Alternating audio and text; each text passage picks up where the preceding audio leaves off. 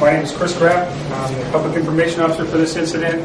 I have the part of the Unified Command up here and some technical specialists that will be able to answer some of your questions. Obviously, you know we're very busy right now. This is a dynamic situation. We have a lot of work to do, so we're going to keep this brief to the point. We'll take time at the end for a few questions from you, the audience, and we have fact sheets available for you at the end of this press conference for you to take back and access more information as you need it. The situation involves a motor tanker Champion Trust that had an incident this morning. The representative from the company will be able to speak to more what happened with that vessel, but I want to give you a few things that you can take with you. There's a website that's been developed for this incident. It's located at www.calspillwatch.dfg.ca.gov. If you didn't have time to write that down, it's on the fact sheet that I'll present to you.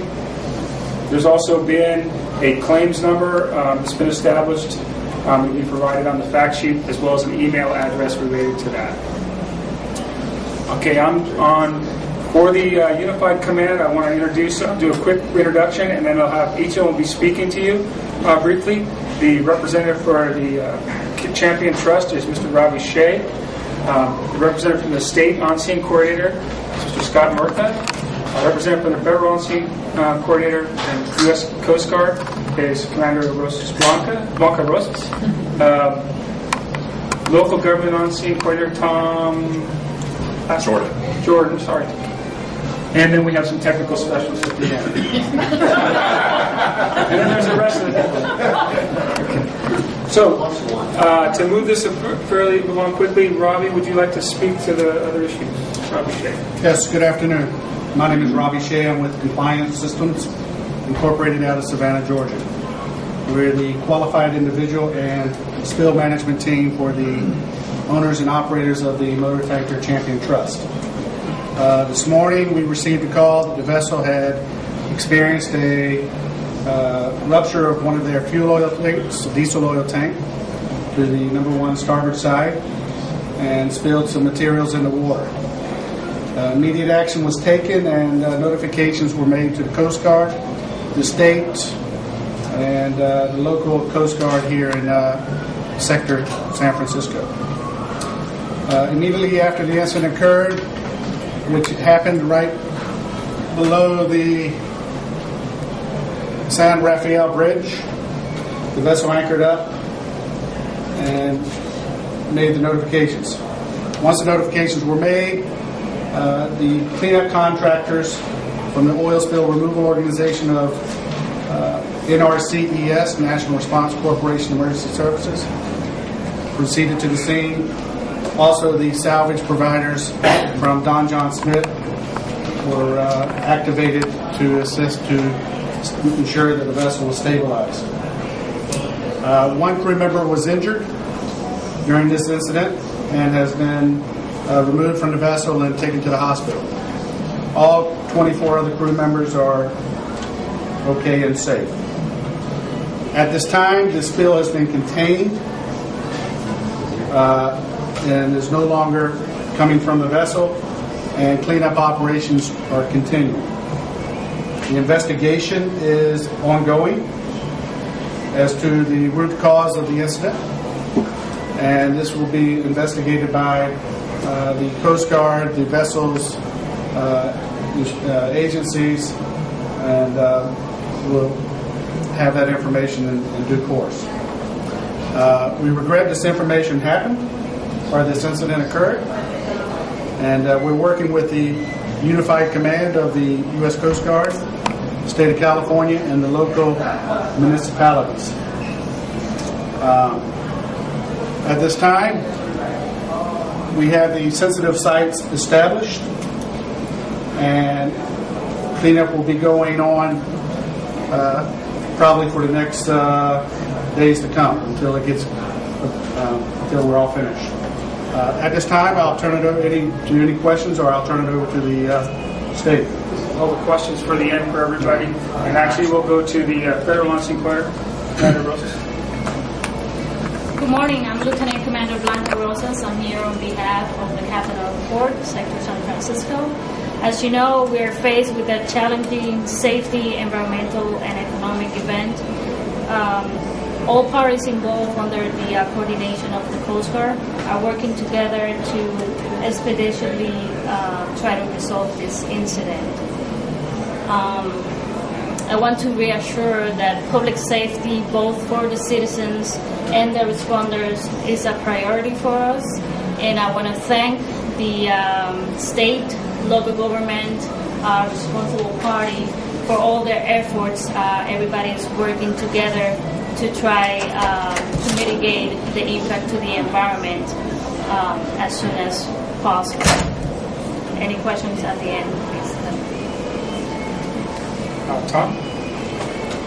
Thank you. Yes, I'd like to reiterate, as Commander Rosas has indicated, this response is a collaboration between the federal, state, private, and local resources. Area representatives are currently serving as an interface between the unified command and the residents of the affected counties. We're working to best utilize available resources and information to effect a proper response.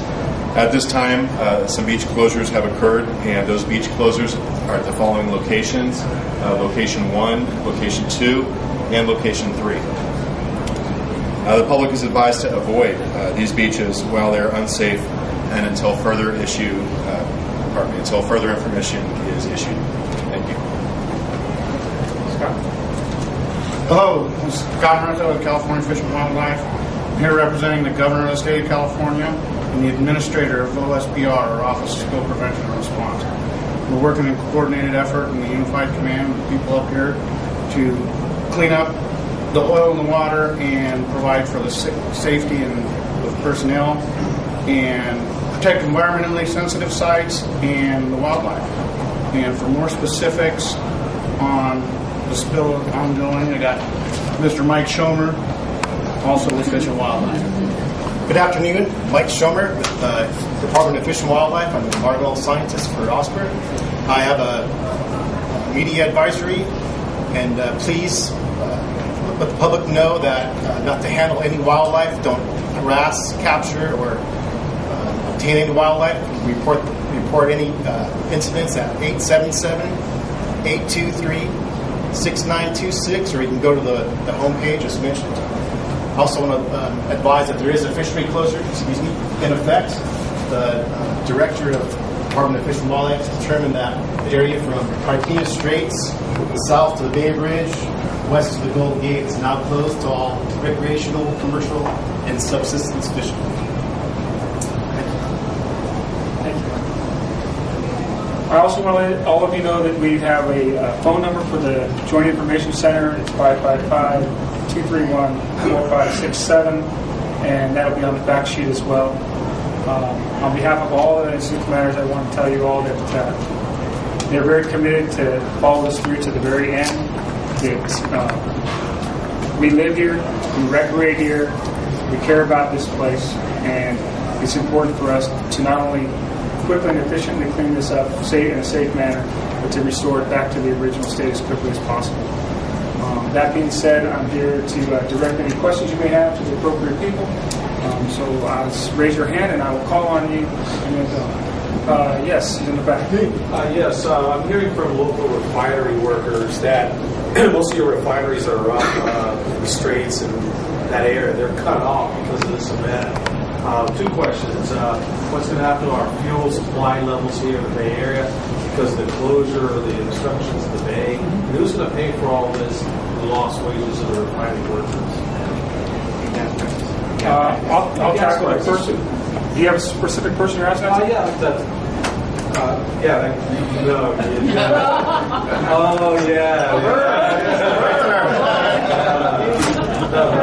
Almost got saved. I was going out that door. The guy without the gun, I will. I'll say the first part. The Marine Transportation Security Recovery, there's a system recovery unit through the Coast Guard is being activated and stood up tomorrow. It coordinates the vessel movements and also will work with industry and commerce to make sure that we open up the traffic lanes as quickly as possible.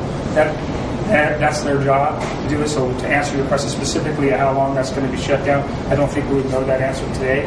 But I'll let you answer the question.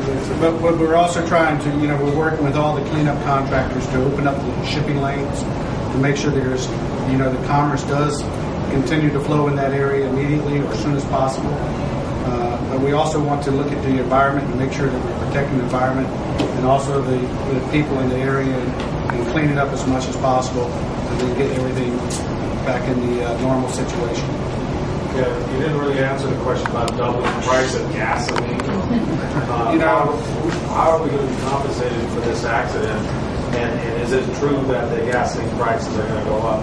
It's the middle of summer. My kids are hungry for vacation. So I'd like to know if there's going to be any monetary fallout for us citizens here in the Bay Area. It's we're sort of sad. I mean, we're saddened that this incident occurred. And all I can say is we're working with the government agencies to try to get the situation where the refineries can open back up to full strength.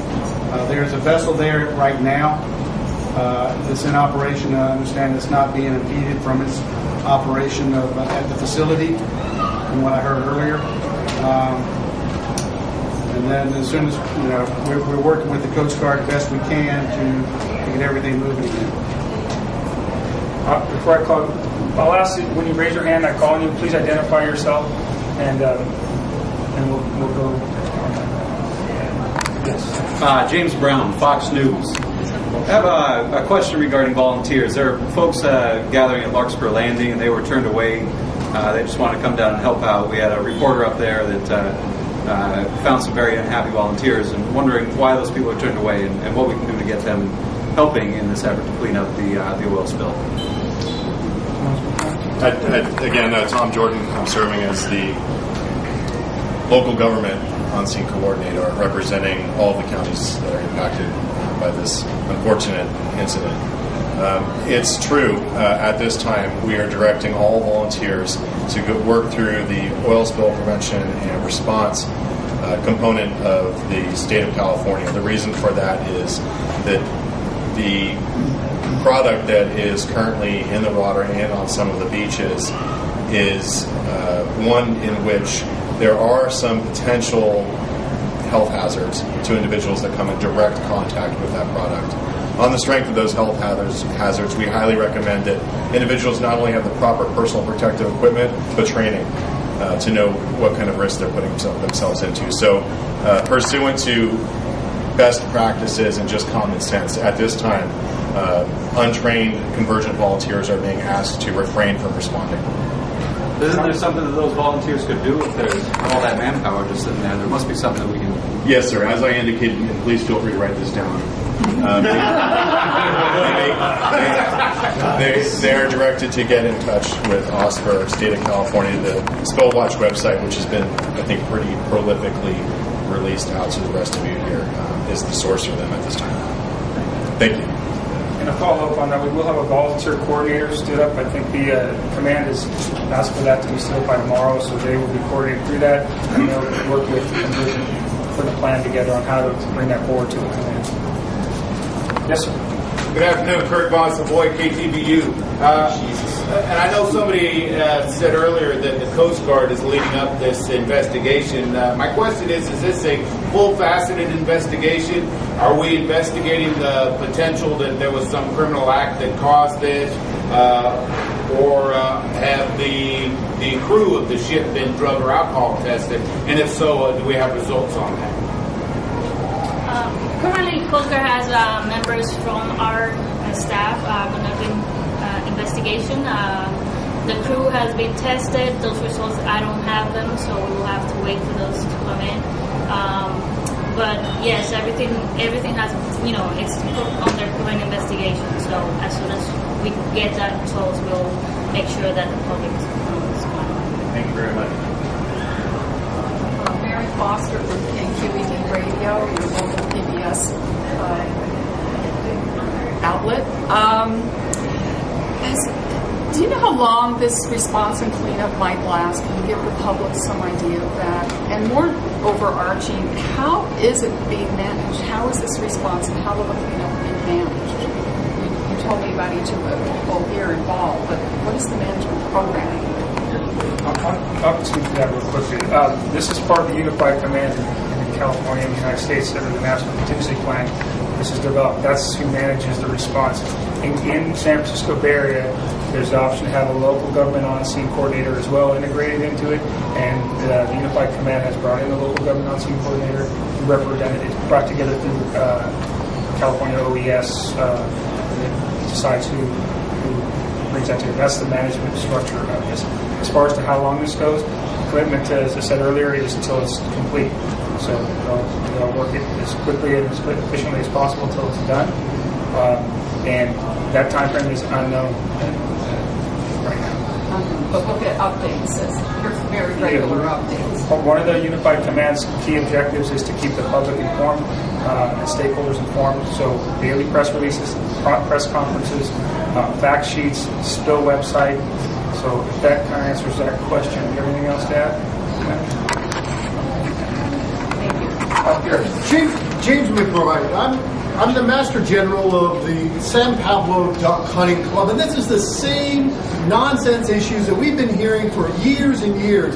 First we have Costco Gustar, then we have the Dubai Star. Now we've got another enormous environmental impact that's affecting our bay and my ducks. Why can't we get the real scoop? Why is the government not telling us what's going on? You said you haven't heard whether the drug testing results have been back, but are those results not been taken yet? And why aren't you giving us the information on what is really happening with these vessels that are transiting our waters?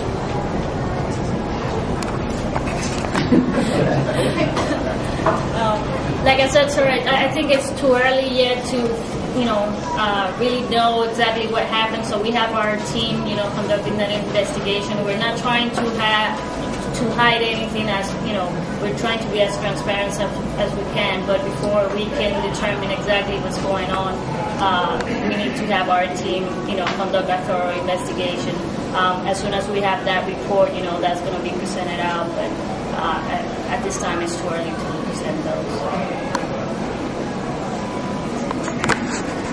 And then one of the questions that keeps coming up is how is this impacting us? Because we only have time for a couple more questions. I'll just tell you, this is going to impact the community of San Francisco Bay Area. It is, and it's good to be honest and transparent about that. You will be impacted if you have recreate or you have jobs in this area in ways that maybe not directly but indirectly. There's oil in the water. Whenever there's oil in the water, it causes issues. We've got transportation-related issues. We've got beach closure-related issues. You may have to be diverted at some point. We don't know. And again, we're going to keep you as informed as possible to make sure you have the current information. We're presenting as much stuff out in front of you as early as we can. But again, we're still in the reaction phase. We're still in the initial response phases of this. As the days go on, you'll see it start forming together better. I'm going to have one more question from the audience before they have to get back to work. Yes, sir. Yeah, Kurt Bonsaboy again, KTVU. Can somebody speak to me about the cargo on this ship? Specifically, we were getting early reports that this ship contained ammonium nitrate, a known explosive. Is there any threat to public safety from the cargo on this ship, and is it at risk? All right, the cargo on here is called UAN, urea ammonium nitrate.